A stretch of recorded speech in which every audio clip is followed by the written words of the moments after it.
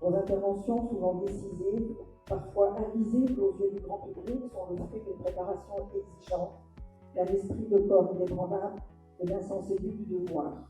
Votre présence ici, au-delà de cette dimension institutionnelle, revêt une portée hautement symbolique, celle de l'engagement, de la rigueur et de l'excellence au service de notre pays et de nos territoires.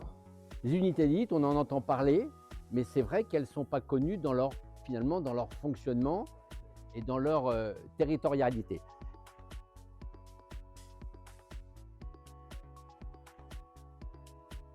Zone gendarmerie, c'est le GIGN.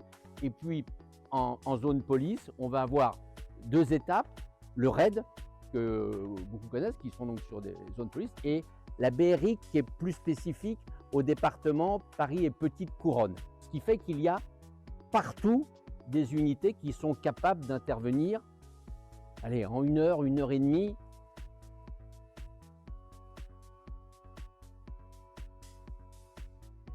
Il n'y a pas d'enjeu de territorialité. Si on a un événement grave qui intervient dans le nord de l'Essonne, alors qu'on a le RAID à Bièvre et le GIGN à Satory, on ne va pas attendre que la BRI vienne de l'île de la Cité. Enfin voilà, il y a une intelligence dans l'efficacité d'intervention.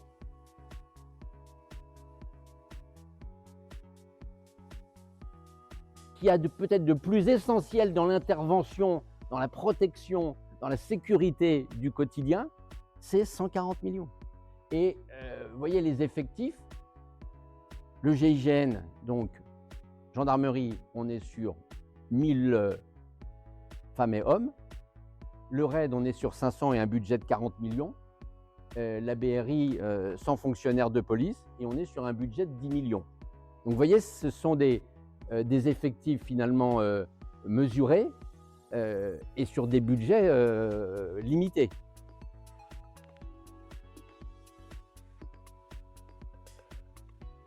L'intervention, ils sont 80. Donc en fait, on retombe sur les chiffres des années 90-2000. Donc on a augmenté notre spectre missionnel, on a augmenté notre capacité, notamment en tenant les territoires avec toutes nos antennes, métropole et outre-mer. Mais en fait, nos spécialistes et spécialistes restent à peu près sur les mêmes volumes, ce qui nous permet d'être extrêmement agiles.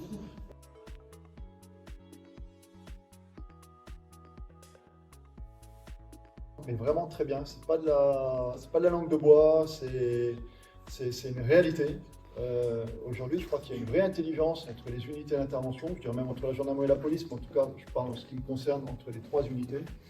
En deux pour preuve, je pense, les Jeux Olympiques, alors c'est quand même un modèle de coopération.